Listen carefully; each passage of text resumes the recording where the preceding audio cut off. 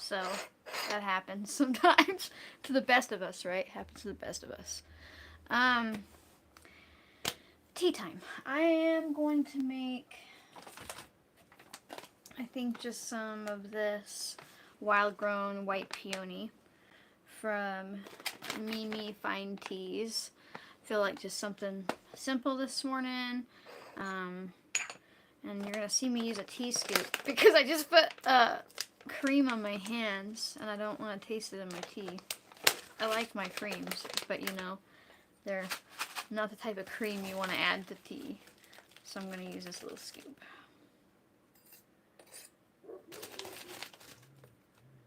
Technically, you're supposed to use tongs or a scoop. It's bad manners to touch the tea with your hands, but I really don't, really don't mind. We're gonna go with 180 because that's what I need. So how's everybody doing? Everybody having an okay day? I'm having a time, right?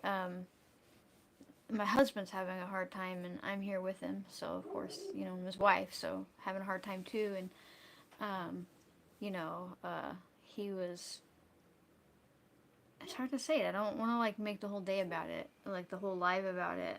Just for the sake of like mental energy. But like his mom entered hospice the other day, and that's come rapidly, right? So he spent the evening and a bunch of the day yesterday, and will be there today, just waiting for that to happen, for her to pass. And so it's just kind of that's the day, right? So I'll be at home. I was there for a little bit yesterday, but here taking care of animals, and I think I'm just gonna like distract myself today.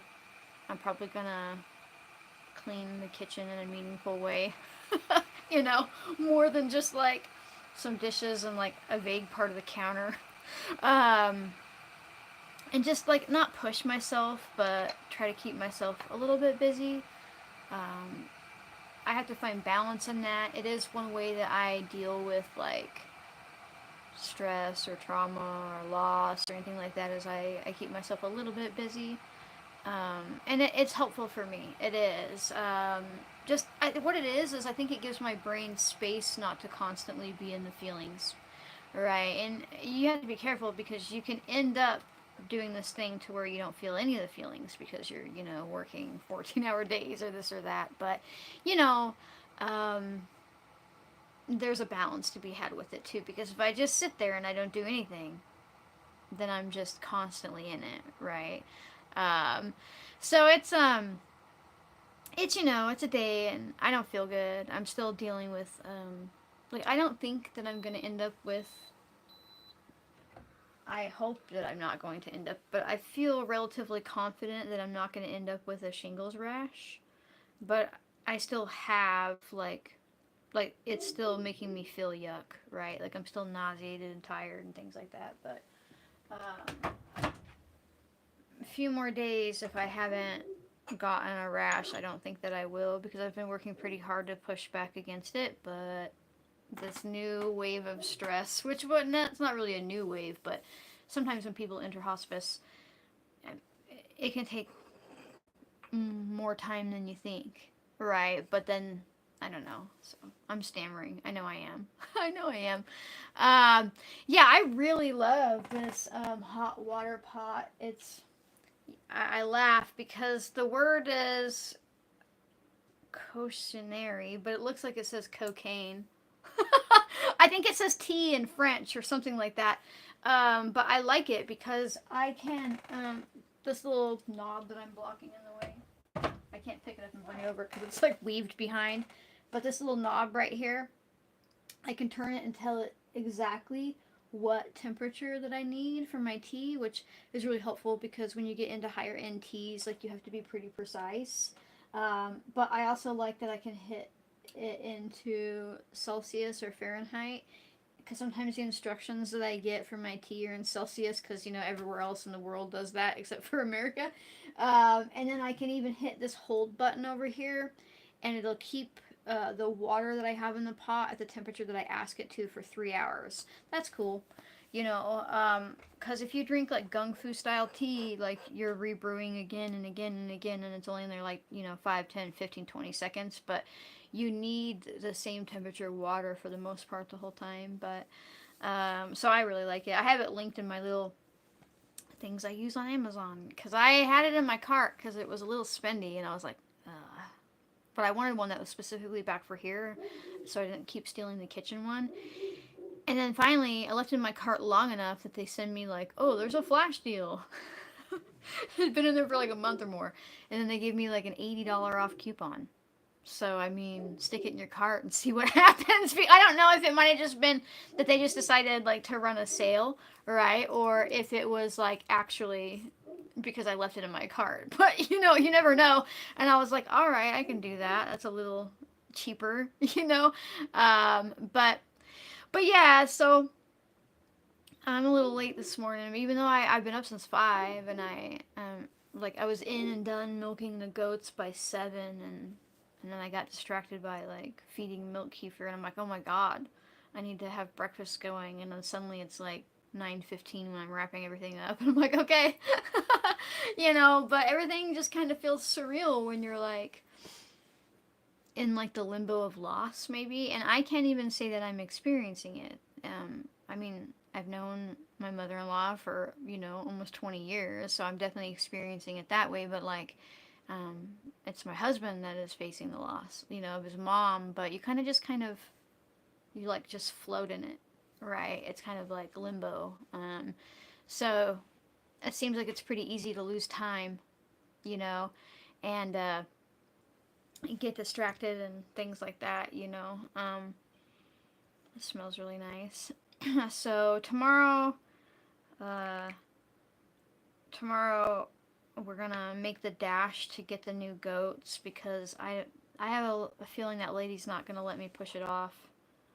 And I'm just gonna say the quiet part out loud. Sometimes goat ladies, it's the only way to call them. And I have goats, so But sometimes over the years, I've met goat ladies that are very they only spend time with goats, and they get kind of peculiar, you know.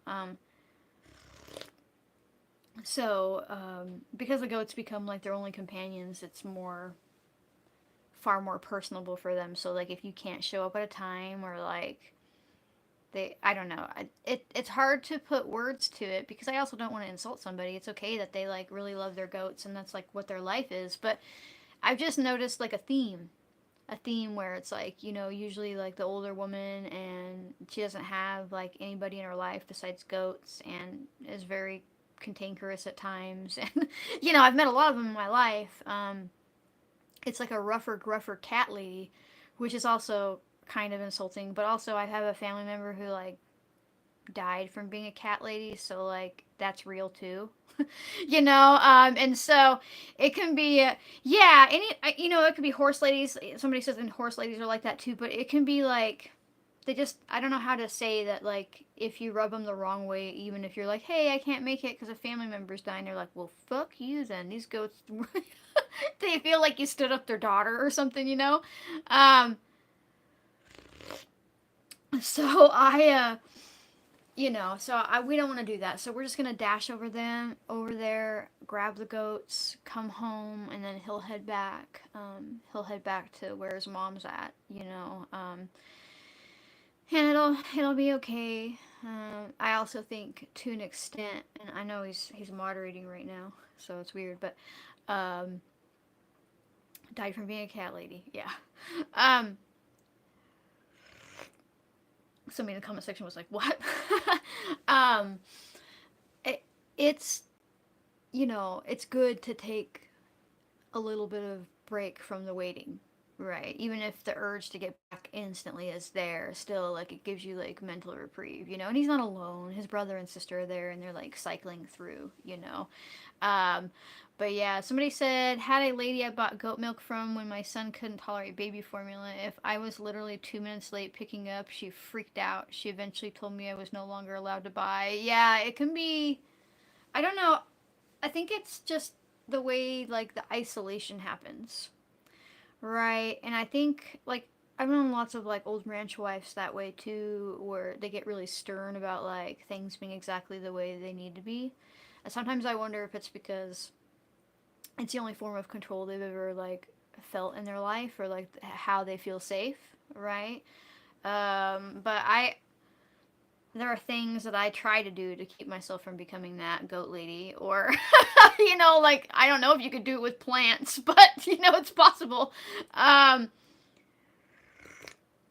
but yeah, no, it's like a real personality type, and it doesn't mean that they're bad people, and their animals are usually like really healthy and amazingly taken care of. But I think there comes a part in a human's life, regardless if it's due to animals or anything else, where when we isolate so hard, and the only thing we do is the one thing, we become really unbendable. We become really stuck and felt like we have to um, function this exact way. And if anybody threatens that by being a few minutes late to pick up, milk goat, or they have a tragedy so they can't come get the goats right away, or whatever, like they don't like that encroachment on like their like myopic reality, and because that's how they feel safe. And so if the outside world gets in, that's dangerous to them, and you are the outside world. So like you either fit into their line or you fucking get out of their life, basically. And that can apply to anybody, not just like I think it's isolation ultimately, because we are um, pack animals. But I think what happens is, with animals in particular, regardless of the species, we end up like they become like our pack, and so like everybody else is an outsider, and like everybody else doesn't fall into line. They're a threat to you, and it's just, I don't know, um, it's something that humans do, and I feel like women are a little bit more prone to it because we already don't have a lot of control of our life. Like, and, on a big picture of it, we have a lot more than we used to, but, not for very long. Our nervous system that we got from our grandmothers is not very relaxed, and so feeling like the only thing you control is the things around you it's just a coping mechanism. Right. And I say that as a person who has to deal with that, because I feel it's dangerous from a nervous system perspective to like let people like be the person that I like rely on or depend on or anything like that. So I get where they're coming from. It's hard to push back against it. It really is. I am no fucking expert at pushing back against it by any means. You know, um, but it is something that I noticed. So we're going to get those goats tomorrow because I really want them. They are very nice goats. Betty did good this morning though. We pulled her kids off of her Foley finally, and that sounds mean, but they're teenagers and they're like beating up her titties, and they take way more milk than they need. They don't in fact need any at this point. They can fully graze and eat alfalfa and grain and all that kind of stuff. They don't need their mom. They just like sucking on that tit because it's comfortable. Like toddlers and such. But so this morning I got a gallon off of her just from morning milking, right? And what's crazy is, even if I milk her twice a day, even if I milk her in the evening instead of getting her onto a 1 day cycle, I will still be taking far less calories from her than those babies are, because they constantly feed. It's constant. It's every time, oh yeah, mom, oh yeah, mom, and her bag is never full, which means they are constantly taking milk from her. Versus like waiting the 8 hours milking, waiting the 8 hours milking. They're like all day little leeches, Um, but and so it's very I don't know. So that was good because I needed some milk. We'd been intermittently milking her, but we needed to get that goat pen like up so like the babies couldn't get back into her. And then we were working on a lot of the fencing yesterday when we got the call about his mom.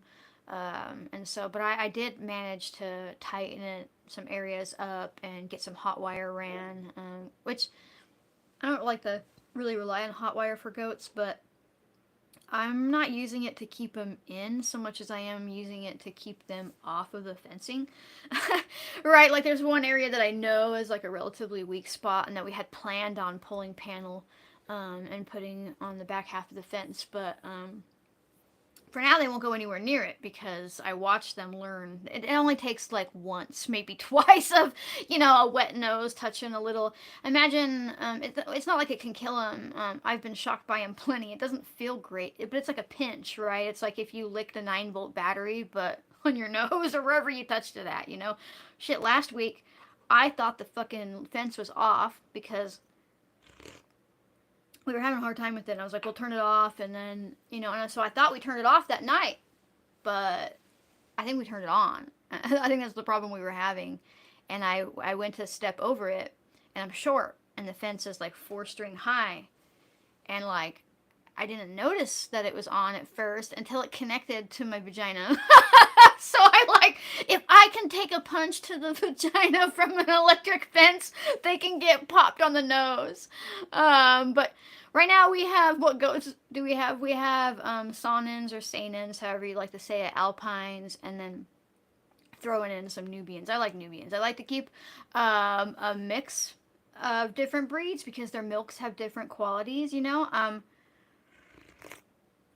But I saw a Guernsey goat on Craigslist the other day, and I was like, oh man, they were asking way too much money for her for how old she was. But Guernseys are so cool. Golden Guernseys, they're beautiful little goats. They're not miniature goats, but they're like a medium goat. But they're endangered. They're like from like the British Isles, and like there's this whole story of like during World War II, they were like, you have to kill all the livestock on the island because we need the food, right? And this lady was like, no. And she went and like hid her goats. Like, you know, during World War II, it was like she was hiding them away, you know, and she's the only reason that the species is still alive, but it was a native species to that island. Like, it was like from there, it'd been there for like a couple thousands of years, you know, and it was like, she would have been killed, like, you know, by the Nazis if they would have found that she was hiding goats, you know, and so that was really cool, but the lady is just asking, like, way too much for a 5-year-old goat, right? And then like the rest of her goats, they don't look quite right compared to the breed standard when you look at it. So it's like, but that's really common because there are so few in the US that it's like you're kind of like inbreeding and then like breeding into something else and then trying to say that's what they are and it's just not, you know. Um, you know, and so, but yeah, you know, you think about that lady saving those goats like during World War II, like they would have eaten once, but she probably ate the whole war because she had milk, you know, from her goats, and then eventually she bred them. I like deep dived into these goats yesterday. I was like, oh my god, but then I was like, wait, that goat doesn't look right, and I'm like, calm down, April, you're becoming a goat person. You know, but no, so I'm not gonna grab that goat, but we'll have Nubians, Alpines, and Sanins, and I like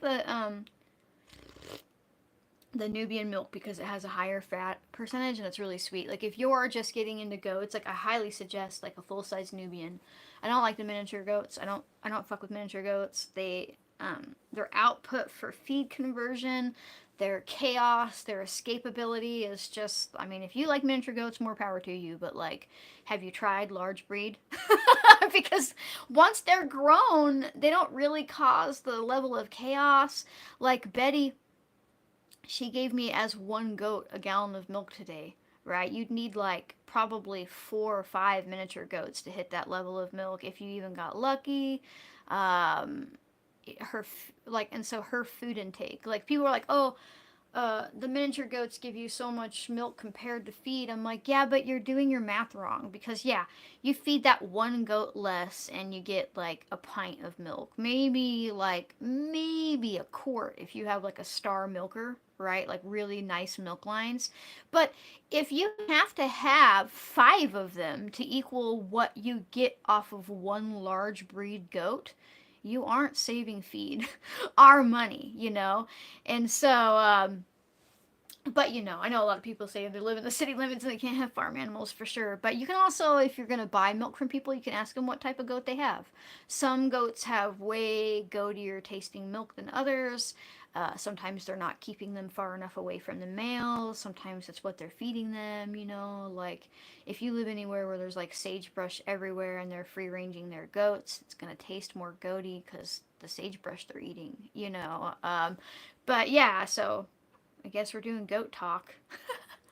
But it's on my mind.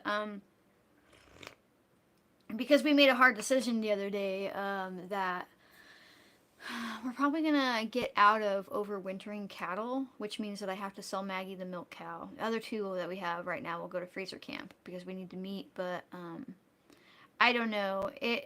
we need cattle on this property, just like straight up for like land management, because we're like on a little over 40ish, 41 acres. And if it doesn't get grazed down, it gets really tall and it's a fire hazard, big old fire hazard. But also, if we're being honest with ourselves, like, we don't have like the time or physical energy to keep on top of 40 acres of fencing, especially because our neighbors, they run cattle commercially, but for some reason it's never their fence, even though we share it, because we're on open graze land here, but they abuse that concept. Like, they don't feel like they ever have to keep their cows off the road or out of your property, or because in their mind it's open grazing land. But I'm like, that's not really the way it works. Like, if there's a fence intact and your cows break it, you have to fix it. But I do not have the physical or emotional energy to fight with them, and they can be not pleasant, you know. And so what we're gonna do is we are gonna eventually get the fence restrung. It's just expensive, right? But so it's gonna take time. We can only do one section at a time. But what we'll do is we'll start fencing and cross fencing little areas that we can push like goats and stuff into. But come spring of next year, we can get some grass calves, which is what you call like, they're off of their mom, they're ready to be on pasture, right? And then you just raise them until fall, and then you don't overwinter them, right? That'll be a little easier on us because then we don't have to feed them over winter. But it does make me feel vulnerable.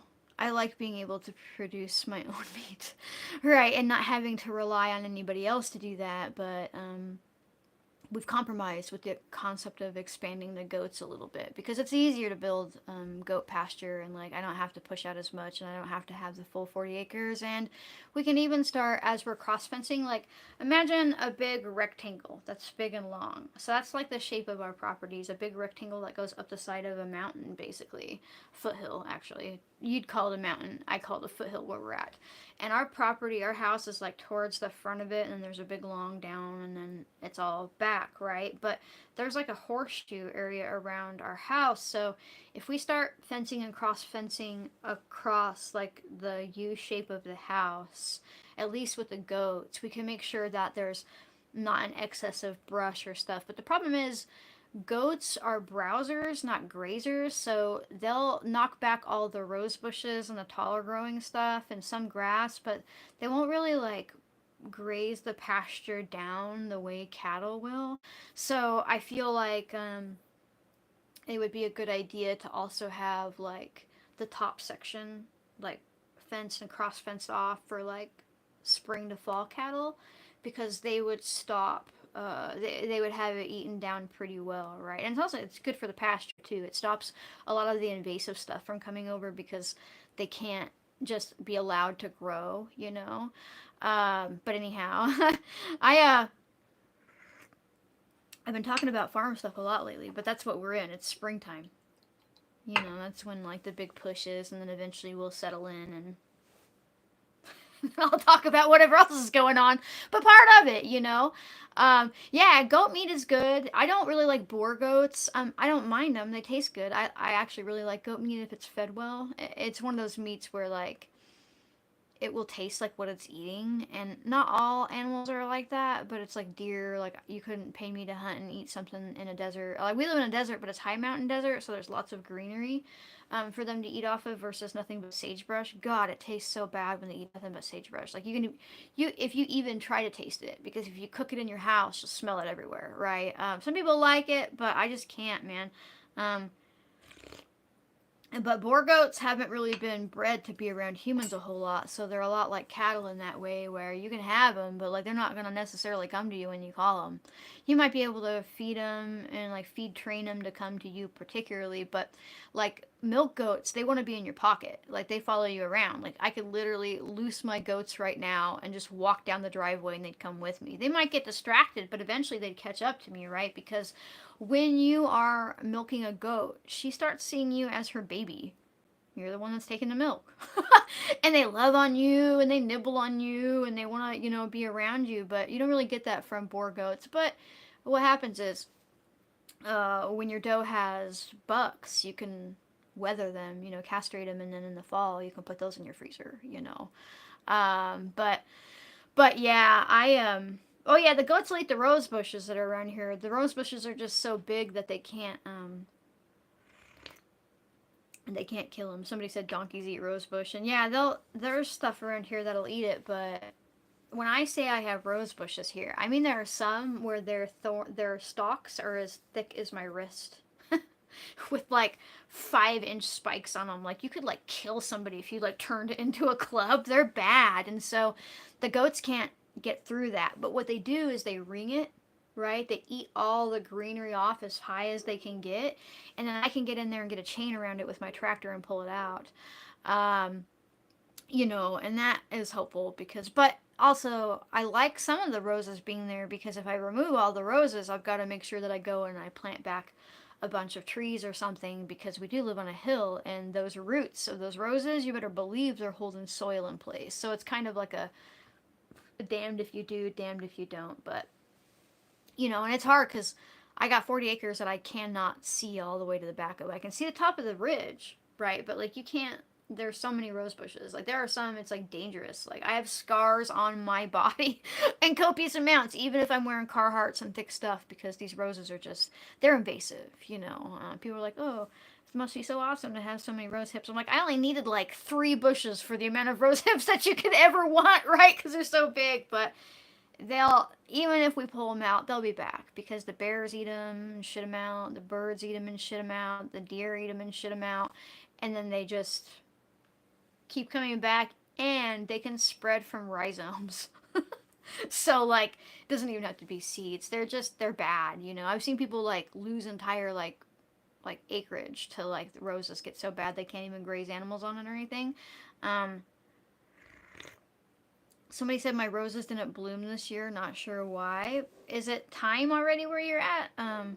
We're definitely where we're at anyhow. I'm like zone 5A, Northeast Oregon. We're probably a solid month and a half, maybe 2 months out. But it could be the weather. They might need some fertilizing. It just depends on the variety too. I guess they could probably skip some years. Um, but yeah, it could. Somebody said it could be the rain, right? If it's bad. I wouldn't doubt it. Things have been weird. We woke up to snow yesterday morning, and I was real begrudging about it. Everything was okay. I was just like, fuck, I should have covered those potatoes with straw. Because it says it'll snow here, but like half the time, our weather tower is bouncing off of somewhere that's like 4,000 feet higher than us. So it's like you kind of take it with a grain of salt. But we woke up to just a scant dusting of snow and everything. It melted away really fast, right? Because then it rained all day. But yeah, it'll be probably, I can't really safely plant out until about the 1st of June. And I've had some years where after that you could get like a cold snap really weird. But after Mother's Day or, mid-May or so, I'll probably have most of my starts at least in the greenhouse. And as long as I close the greenhouse door within like the last half an hour to hour of like daylight, it'll stack some heat in there and stay safe. Sometimes, sometimes I put one of those like radiator heaters in the greenhouse and just turn it on like as low as possible, just to kind of push back against any cold that might put in there. And it doesn't jack up my electricity bill too bad because I have it on as low as possible. If you crank that sucker up and tried to keep it warm enough in there for like a tomato to like actively grow, you'd probably have a very high electric bill. It would be cool to get some heat sink stuff built in there, like if you do like black barrels full of water or anything like that. But it's not a super big greenhouse, so I would end up like sacrificing like a lot of space if I did that, you know.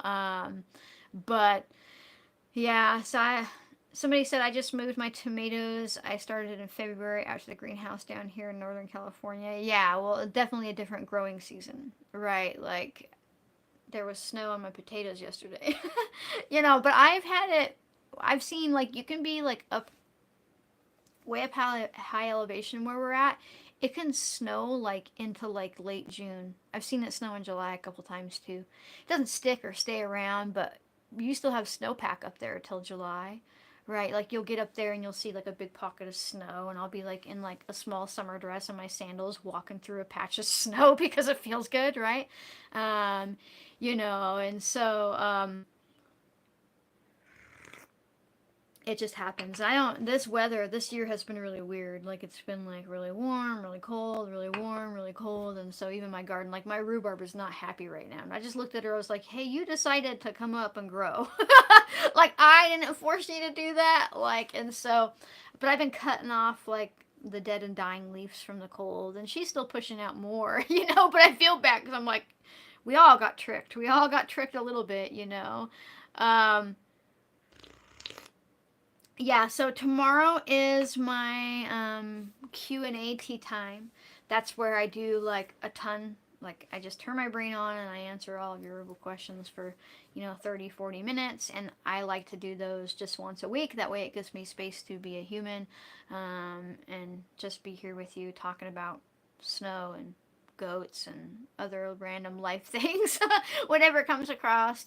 If you do want to support my capacity to be here with you and just be a human and teach freely and all this kind of stuff, you could become a member. It's a way to just throw me like literally a couple bucks a month. You do get early access to videos if I make them in the week. This week has been pretty hard. I am going to try to get a video recorded tomorrow. And if I get that done in time, you'll have 1 day early access. But if you can't afford to become a member, don't worry. Those videos are always released on weekends. You could also call something home from my apothecary. You could use the one-time code TEATIME, TEATIME, to save 10% off. I make all kinds of stuff. Synergism capsules, mouth mud, pit goop, books. I mean, there's something for everybody there. And all of that directly supports my capacity to, keep a roof over my head, tea in my pot, teach freely, and generally just be a human here with you. If you can't do any of that, or even if you can, make sure that you like, comment, share, subscribe, turn on notifications. All that stuff is super helpful. Sharing is really impactful because it helps other people realize that they are smart enough to do this too, that they can be a human, that they don't have to be a certain way or be all put together to practice herbalism, or they can just be a human with me. And that really helps the algorithm think that I'm worthwhile being shown to people and all that kind of stuff. So it's really, really impactful. Thank you so much for hanging out with me today and just letting me be human and work through emotions of loss and jabber about goats and just, generally be a friend with you. So thank you so much for hanging out, and I will see everybody tomorrow morning during Friday's Q&A tea time. Bye.